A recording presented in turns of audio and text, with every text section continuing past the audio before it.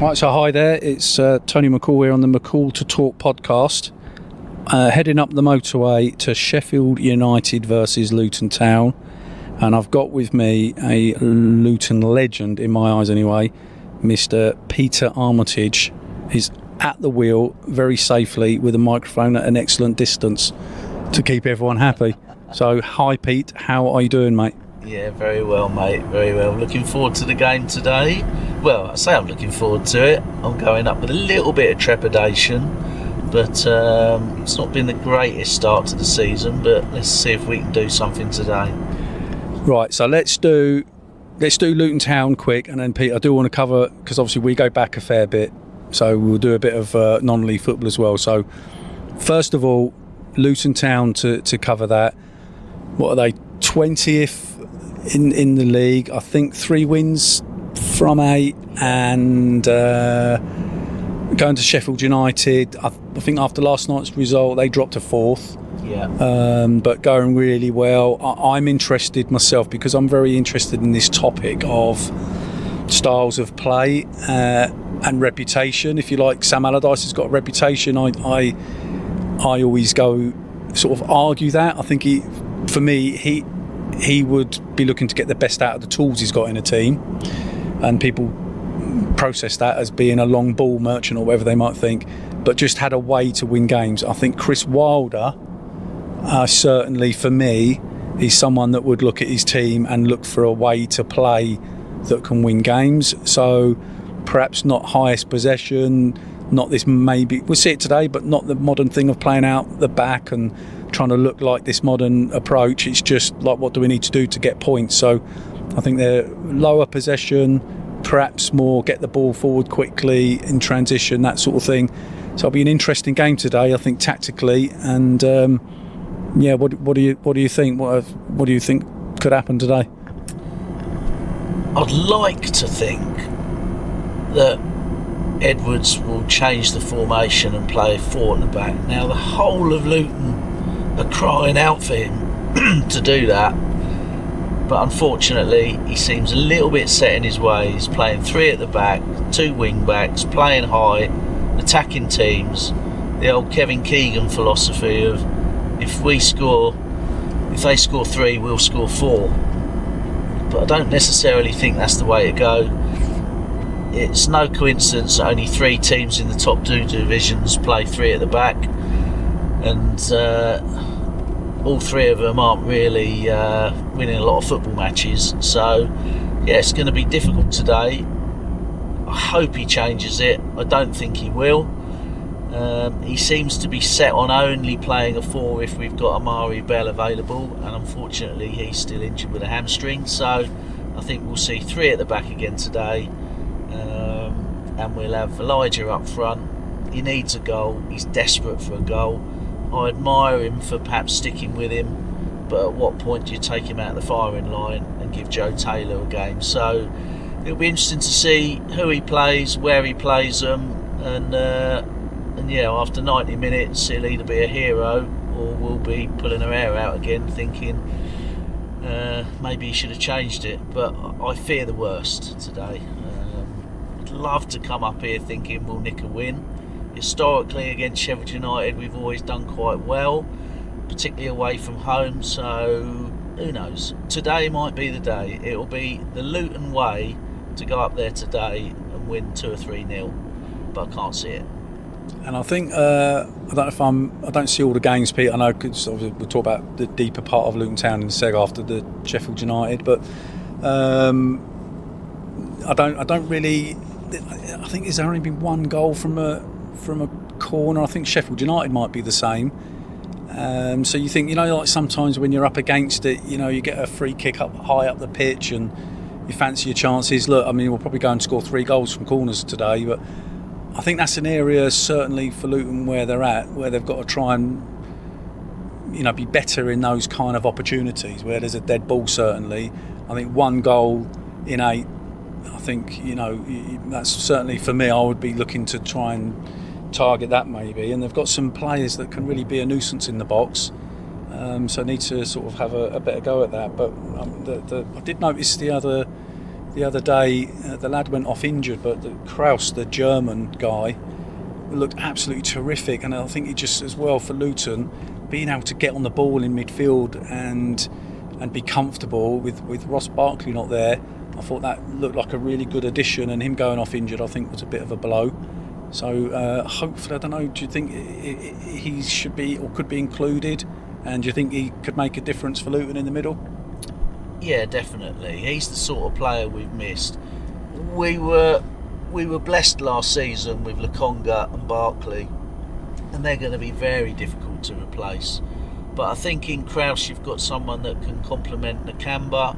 I think if you play the two of them in the side, we're immediately going to look more solid.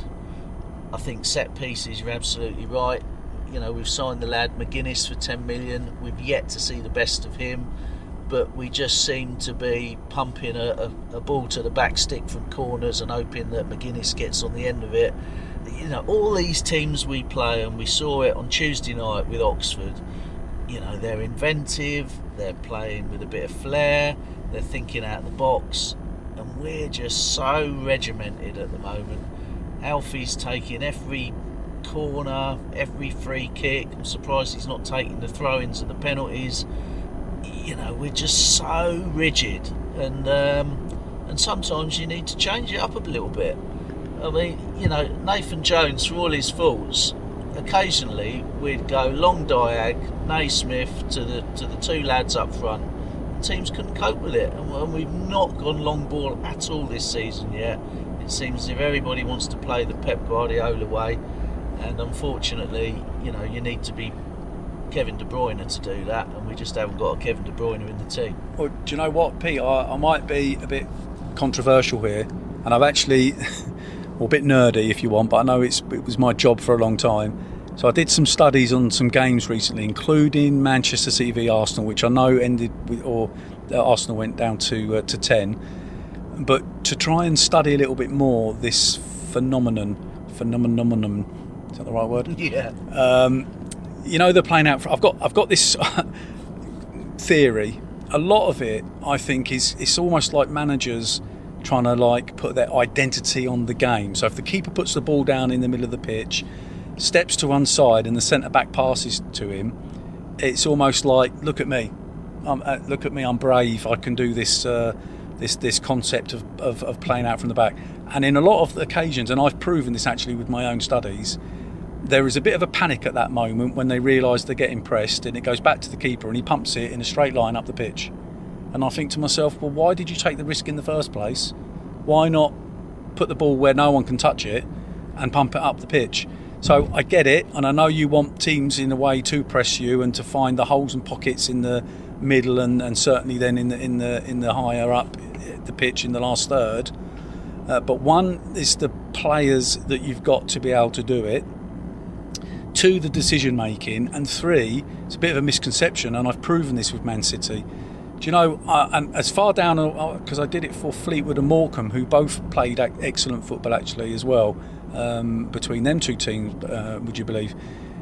But out of all the games I've done now, I've done 10. The most longest passes, and to a degree I call them sort of hopeful or clearance balls, over 40 yards, was Manchester City. So to me, there's a bit of a theory there. So I think where they're sucking teams in and they know, and teams know, and then they'll mix it up and put the odd ball. And actually, they scored recently with one of those passes forward. So they are prepared to go longer. So I think teams have to be much more agile in the way they play, and adaptable in the game and the game scenario. So if, for example, you've got 1-0 up and there's 5 minutes to go, change the way you play. If that means it looks a bit ugly and whatever, who cares? Just do whatever it can. If it's 1-1 and you're away from home, do whatever it takes to get that result over the line. But I think there's a bit of this, you know, we're going to stick to what we're doing. It's a process. I've heard you hear these kind of this language. And I think, no, the process is losing. That's what you're in the process of doing. And by the way, I worked in development for over 20 years, playing through the thirds and doing some strange things that I would say over the years parents don't understand, because they think it's all about winning. Now, we would do things, and I absolutely am comfortable with that. For example, when we had an attacking corner, I would leave our centre-back one-on-one with their player.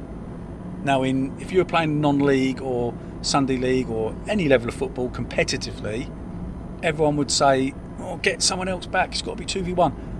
Well, one of those players was Akin Famio we used to do that with, and he's now an excellent pro. And when I watch him, he's very comfortable when he gets caught out in that situation 1v1. He's very comfortable.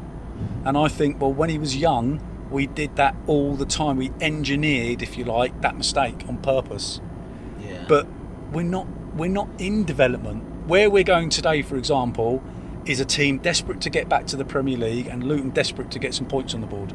Surely that's got to be the priority over whatever the style of play is, no? Yeah, 100%. And I mean, you go back to Leicester City. I mean, they won the league by, knocking long balls into Jamie Vardy and letting his pace do the rest. And teams couldn't cope with it. I mean, if you go back even to the 80s when Graham Taylor was doing it with Watford, going Route 1, finished, second in the table, I think, at some point. So, he needs to be able to adapt. It's not good enough now just to 15 minutes from the end of the game, taking a centre midfielder off and putting a centre midfielder on and not changing the way we play.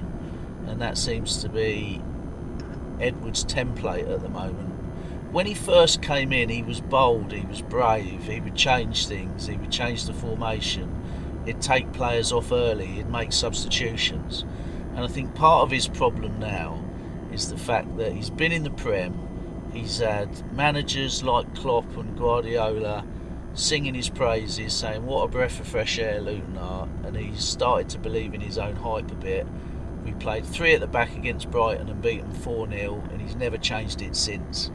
And I don't think we've won a game since, or maybe a handful of games since.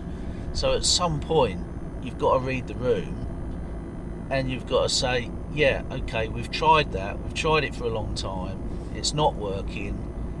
What can we do now to change it up a bit? But he hasn't been prepared to do it, and that, I think, is fundamentally his problem. I mean, we all sit here and we all are football managers.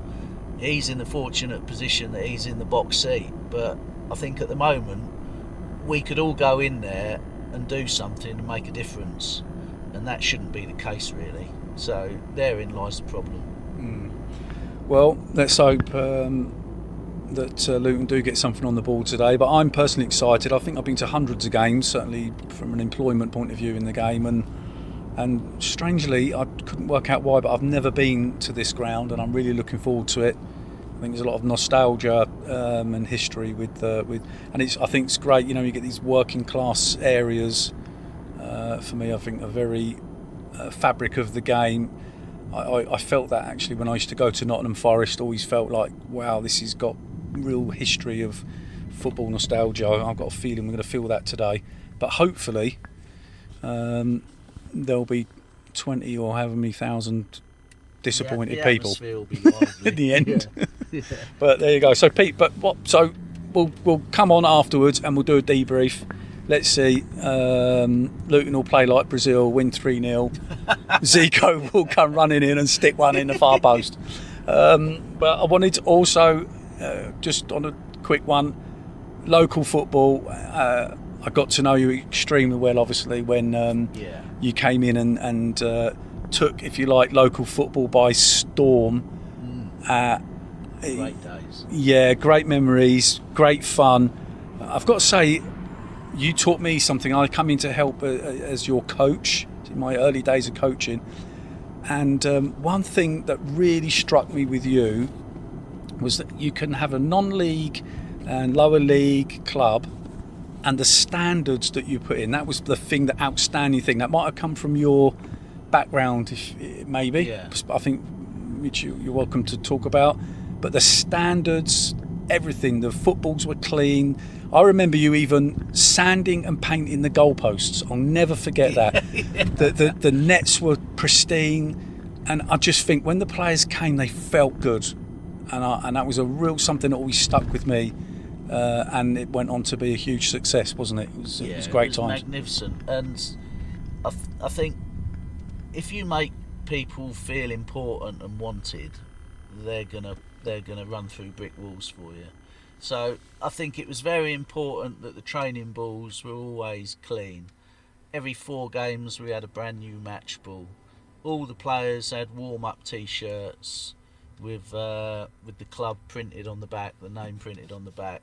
So when we warmed up, we looked professional. Other teams would turn up and there'd be raggy-arse rovers, and we'd be there in tracksuits, warming up in training tops. Would come in after the warm-up. Most teams would stay out. So it was all done well. We had programmes which we printed.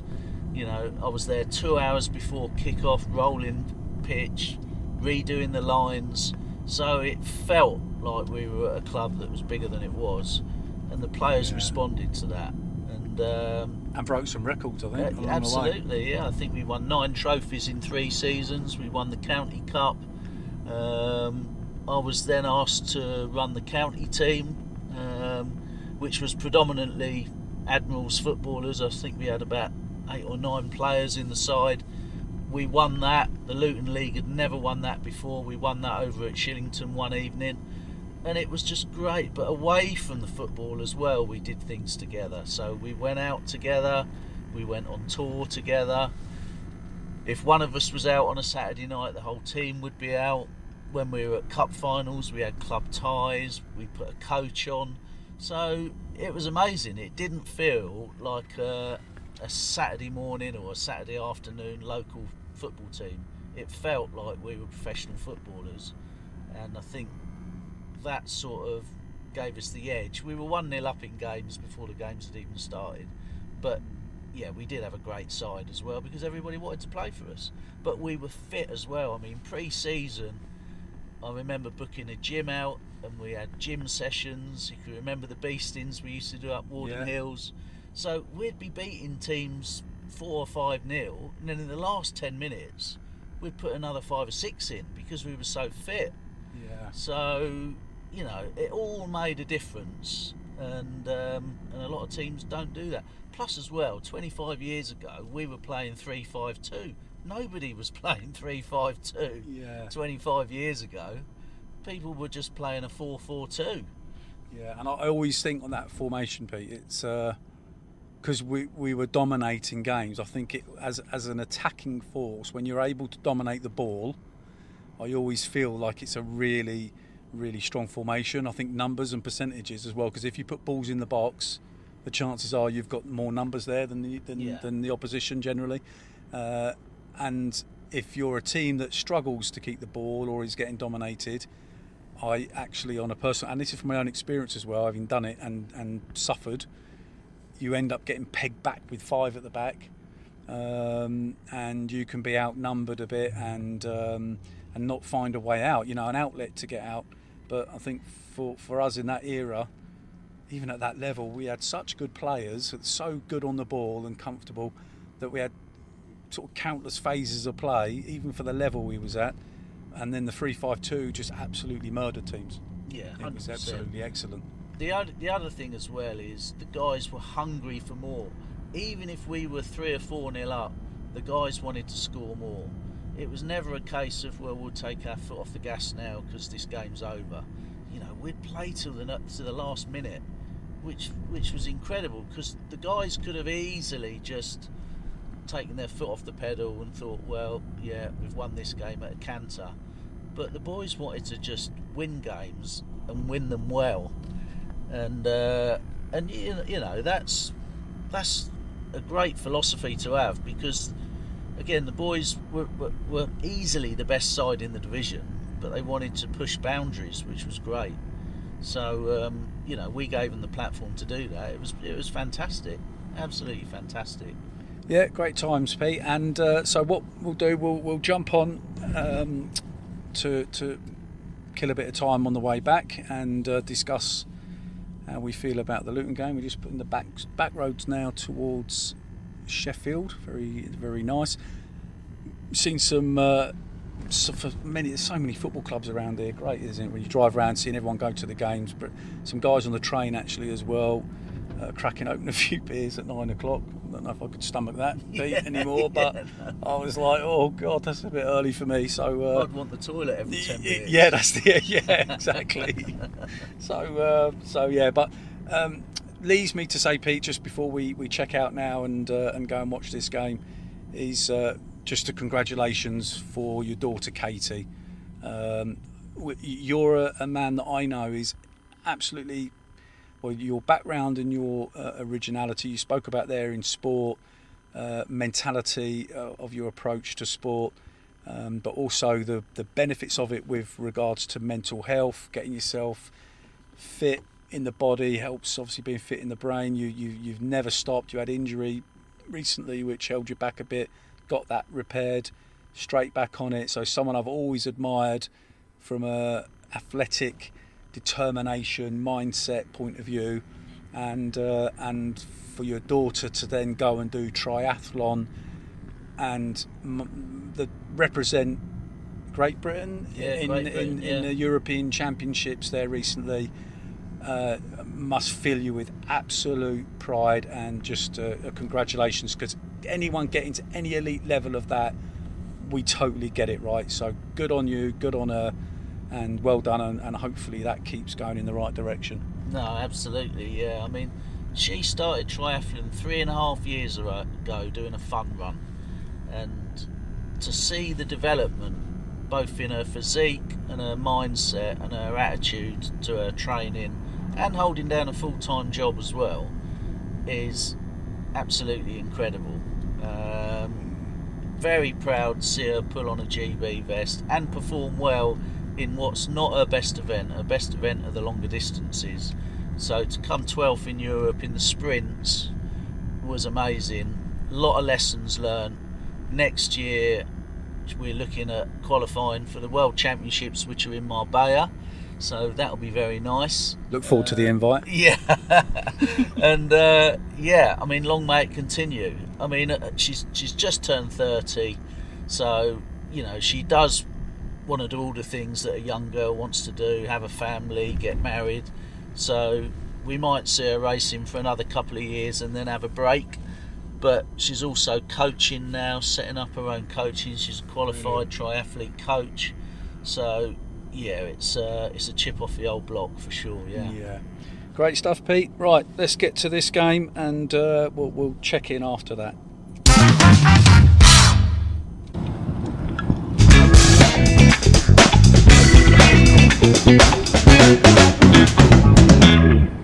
Okay, Peter, we have not long been in the car after seeing Sheffield United versus Luton, and your first words are, "Oh dear, oh dear, oh dear." Oh dear. Well, we can laugh about it, but I mean, from my point of view, you sort of go into these things with a bit of hope, but it seemed like Luton had matched up Sheffield United formation-wise. I think Pete knows better than me, but unusual to see them with four at the back. But that's how they lined up, and I think, unfortunately, the game, although the first 6 or 7 minutes, like all games, they were, you know, finding each other out, so to speak. But I think once Sheffield United got a grip of that game, which was fairly early on, I mean, they scored on around the 11th minute, it sort of highlighted a lot of the kind of imbalance in the team, in the squad, and I just feel like that when there's subs made is to fix a problem, and then that problem doesn't work. So there's now, for me personally, I'm very careful about talking about like the manager, because I don't know what's going on. I don't know who's injured, who's got knocks, and what goes on behind the scenes. So I can only go on face value. But it seems there just seems to be square pegs in round holes. I mean, from Sheffield United's perspective, there's a lad.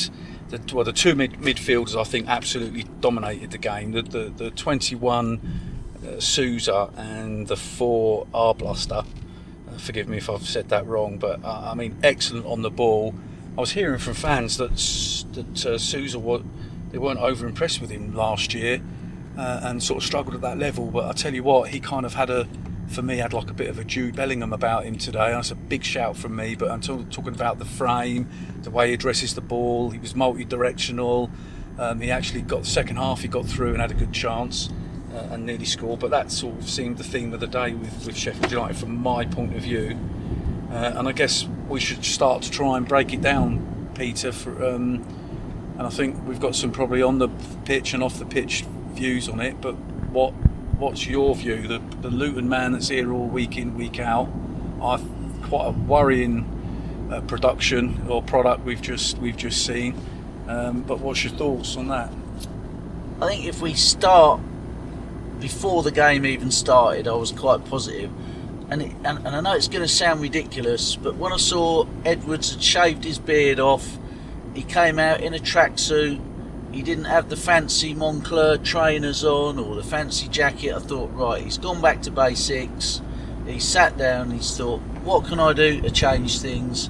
And the little 1%s mean a lot, particularly, at this level of sport. So I thought, fair play to him. Right, it looks like he's drawn a line under it, fresh start. And we saw a team sheet with potentially 4 at the back, although we didn't know how he was going to set up. But we set off with 4 at the back, and I think every Luton fan has been, shouting from the hilltops to play 4 at the back. However, we then see he's playing a young 19-year-old lad, new at the club, right-footed, spent his whole career at Arsenal as a right back, and he's playing him at left back. And within the first couple of minutes, he was getting exposed. Playing left back when you're right-footed, the angles are different, you're turning on the wrong foot, and you could see he was a fish out of water, and straight away that was being exploited. I think Sheffield United got in 2 or 3 times in the first 8 or 9 minutes. The goal came from that as well. He was trying to tackle with the wrong foot, and you could see immediately that it wasn't right. He was playing Doughty as a right wing back. Now Doughty, favoured side is his left side, so he's playing him out of position. He's playing Burke as a right back, and I know he's got injuries, but the whole team looked totally disjointed, and that was reflected in the first half almost immediately from kick-off. The other thing I'd say is, Sheffield United are a good side. They look like a side that are gonna go places this season. They look good on the ball. Their movement was great, and to be fair, Adebayo didn't get any service up top, and I know he's desperate for a goal, and I know he's getting frustrated, and we're all getting frustrated, but the lad's getting no service. So I do feel a bit sorry for him, because he's in a situation where we're all wanting him to perform and start hitting the back of the net, but he's playing with a half-empty toolbox, and unfortunately I can't see how things are going to change. At the moment, Tony, it just feels as if there's no balance in the side at all, and Edwards seems to be a little bit devoid of ideas. And it's horrible to say that, but I can't see anything changing soon. I mean, obviously it's a club that runs very deeply with myself, but and the recruitment, I think, whenever leading up to the Premier League, everyone was kind of lauding the recruitment. Some of the players, and I know a couple of those have moved on. But when you look at the team, when it's so unbalanced, you sort of think, right, that's obviously you've got injuries, and then you're digging into your squad. But there seems to be such a lack of balance, and as I say, then when the changes came, so the subs come in, then you're having to move the subs into another unbalanced place, and they just couldn't get, I don't think, a foothold in the game. The midfield, I don't think, got anywhere near until Doughty come out to the left wing and looked like a bit of a threat. He did get in and put might have only been less than a minute, but he put quite a good ball into the box by getting past someone down that left wing. They just looked like the midfield mainly could not lay a glove on Sheffield United. And actually, I was saying about Chris Wilder and styles of play and reputation. Well, if it came across negatively, then I would apologise, because what we just saw was Sheffield United completely dominate the ball. That was the main thing. They were able to get. Now is that Sheffield United's greatness, or is that Luton's lack of ability to get anywhere near them? But they just seemed to be able to get possession at well, and even when it was turned over by Luton, it would be turned over again very quickly back to Sheffield United on the whole. And then we noticed some of the really clever stuff between O'Hare and the left back McCallum. So they've got this system where the fullbacks in possession, if they find themselves quite high and the ball's behind them, then the fullback darts inside, rolls in. I mean, I'm talking good 20 yards. At one point, McCallum was in the centre forward position, and their 10 O'Hare then drops out wide, and that little bit of rotation and interchange and allows them to get on the ball, and then suddenly, and Luton just couldn't get anywhere near them. So you kind of like defending Adebayor, but then some of the defending looked really, really horrible, not clearing their lines and things which gave away chances. But equally, they've got players coming on top of them by rotating and moving and switching, and just the midfield of Luton just could not lay a glove on Sheffield United today. I think all round credit to them. Several players, as I said. I mean the goal scorer as well, to be fair, cut inside, but he kept getting down the inside channel of Luton in the area that Walt was playing, and they just seemed to be able to have quite an easy afternoon, quite frankly. And I think the biggest shock of the day is that it was only 2-0, because there's several chances, good saves. Sousa, I think, cutting towards the end, had a really sort of good 2 feet, hard to pick up, but worked his way into the box and found the far post, looking for the far corner. And I think it probably should have been, if I'm honest, sadly, it probably should have been 4 or 5. Yeah, I mean, even the second ball as well. I mean, even when Sheffield United lost possession, they'd win it back very quickly, and Luton just didn't seem to be able to do that. It was all very last minute and panic stations, and McGuinness, just looked a bit out of sorts again, and so Mengi was under pressure to perhaps, plug the hole, and it just seemed as if those two had never played together. And your two centre backs, you've got to be almost telepathic when you're playing in there, and it looks like they've never played together, these two. So maybe it is a work in progress, and maybe, as Edward says, it's a process, and we've got to do this and we've got to do that, but he's running out of time, and I fear for Watford at home. And if you look at the next few fixtures, your Sunderlands, Coventry's, West Brom's, Middlesbrough's, they're going to be hard games to get anything from, and by Christmas we could be staring down the barrel of a gun, and we shouldn't be in that position. We've got a half decent squad. You could argue that the squad's probably better than it was when we went up, but he just doesn't seem to be able to get a tune out of them. They don't become bad players overnight, so it's got to lay at the feet of the manager, unfortunately. And what about the? I mean, I always think, Pete, as well, especially if you're a kind of team that, let's say, is getting dominated. We've not heard any interviews after the game. We've come straight on, but I'm sure they'll probably give Sheffield United a lot of credit. It seemed like their subs were very balanced, could come into the game at pace, make a difference. But if you are a team that is perhaps, struggling in that way, can't get a foothold in the game, not threatening really your opposition, apart from sort of Hart. I think Clark had a sort of soft keep, not too difficult for the keeper. So, but you're not really laying a glove on them. But they did have a lot of set pieces. Now, that for me, and I know it's been my job in the past, but I just look at that and think it's criminal. And you said something to me before we even started. You described the corner that would happen, and lo and behold, that's exactly what happened. And I said to you about when Luton had a free kick, not far inside their own half, they set up as if they were taking it as if it was a wide free kick. Sheffield United then went for a high line, and instead of putting like 2 people over the ball to at least have a disguise about what angle the ball's going to come in, is it left-footed or right, is it Could we shift it? Can we knock it down into the channel to turn their centre-backs facing their own goal?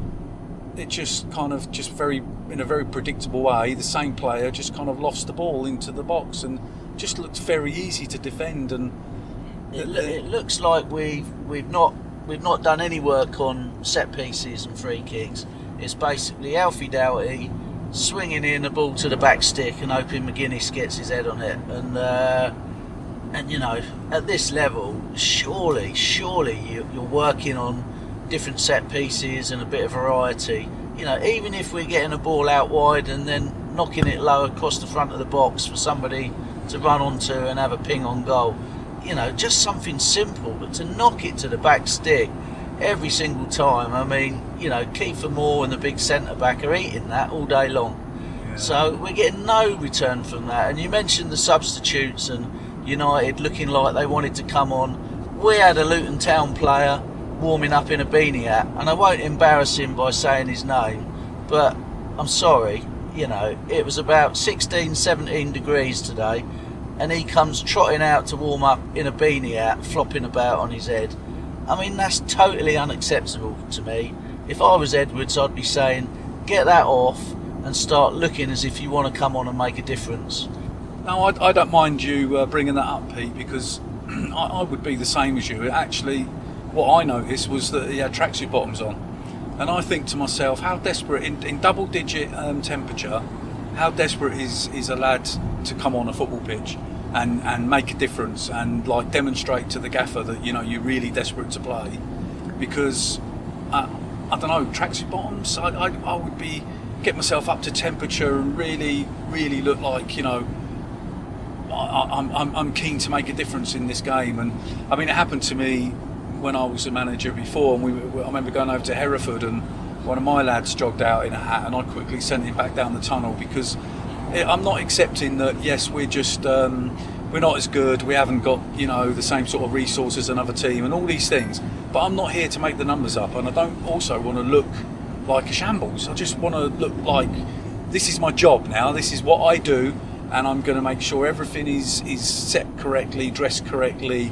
And I don't know, I guess that brings us on to, I mean, we've spoken to another fan that we know already, and the question comes about players, right? So do they, that old phrase, do they really want it? Do they look like they want it? Well, I'll go as far as to say, no, they do. I've never worked in a pro environment and seen players that don't want it. No, they do. And actually, do you know what though, Pete? Self-belief and confidence don't half take a kick in when you're getting divved around the pitch. Yeah. When you can't get near the opponent, it's like they're sapping all the self-belief out of you, and that's where it looks like to some it might look like they don't care, but actually I think, do you know what? You just tactically, I could see loads of things happening with Sheffield United. I watched Luton when they got the ball. We said it. Look, watch when they get the ball. Look for something similar. Can we see anything similar? Interchange, combination play, some kind of structure on that pitch. But the players kind of jog up and down a straight line, and I just think centre backs and things can easily pick that up. And when you really can't get hold of the ball, I think your self-belief and confidence starts to drain, and the head starts to drop, and that's what I think you're seeing in that team. It really needs. Well, I said to you on 20 minutes, if you remember, I think Sheffield United won a corner, and I turned to you and I said, the Luton players look exhausted already. And that was after 20 minutes. Well, it is exhausting, Pete, isn't it? Because you're just chasing the ball around, and you're not getting a chance for a breather. But there's some old things I said to you about where's the frenzy moment, where, so say the ball gets turned over and you go, right, we should be close to where the ball is, close enough to get numbers. And I could see Rob desperately trying to drag his team up the pitch, because they'd obviously got deeper and deeper. And I don't know what he's saying, but I can see his body language. He's going, get up. He's trying to get his lads closer to Sheffield United, because obviously when you're over 10 yards away and you're saying you've got to press, well, actually it's a bit naive, because I'm going to sprint for 8 yards and he'll wait till I get here and he'll just pass it past me. Now that to me though tells me that the structure is not right. And even when you're getting the ball, the passes and the distance of your passes mean that when it gets turned over, you're too far away to do any press. So pressing is a great theory. You say, right, I'm a manager, and what's your theory? Well, I'm a pressing guy. I like to have pressing. Well, that's BS, I'm afraid, because you can't have a theory without having a structure to do it. And so you're waving your lads up the pitch, but I don't know, that is just in a way, when you're getting really kind of having that draining thing of not being able to get hold of the ball, in some ways, do you know what, you're better off sitting back and just saying, right, what can we do to counter-attack this team? In some ways, you know, like, we're not going to be able to match them at this, or whatever's happening is not working. And I don't know, there just didn't seem to be any other idea. Or Sheffield United looked like they could score at any given moment in that game. And sometimes, you know yourself, and we've been there when we've managed and coached together, you just need 10 minutes where you can just get yourself back in the game, go compact, hunt the ball down, do it for 5 or 10 minutes, maybe you'll nick a goal. But at no point did we turn that switch. At no point did we start hunting in packs, trying to put ourselves about. Just become pedestrian, didn't it? Yeah. Without the ball, it's just pedestrian. And you always think, you know, sometimes players would say, what pace should I be without the ball? Well, what pace is the opposition with the ball? Because you should be at least at that pace. That's the very minimum of your tempo. And it just seemed quite pedestrian. You know, one of your favourite sayings when we played together or managed to coach together was hunting packs. Yeah. And there was none of that. There was none of that at all. You know, Kraus didn't really get on the ball at all because he just wasn't allowed to. No, he couldn't get near it. No, couldn't get near it. So he was totally ineffective. And he's a ball-playing midfielder. He can put a tackle in. He's got good vision, but he was a passenger. Yeah, but okay, well, Pete, I mean, so obviously credit to Sheffield United. I mean, but I don't think I mentioned Brewster. I noticed him just drifting across. God, they had so much interchange, and so real credit to them. And I know you mentioned Moore, but plays a little bit like an old school striker as well. You know, good in the air. He jumps and hangs in the air. He's backing into the centre back and getting it into feet and bringing. In fact, the goal came from a second phase of the ball into his feet, backing in, bringing people in for a second phase. It goes down, ball gets switched, lad gets in and scores. So credit to them. But from a Luton perspective now, worryingly, who's next?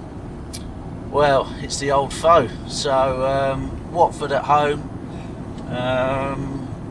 Dear. Am I looking forward to that? Yes and no. It's always great playing Watford. They're great occasions, but from a football perspective, I fear the worst. And I hate sitting here worrying about Luton football matches because there's more to life than that. But I do fear that if we get turned over by Watford, the fans are going to start voting on their feet, and nobody wants people to lose jobs or anything, but the finger will start pointing, and we just want Luton to play with a bit more passion, a bit more invention.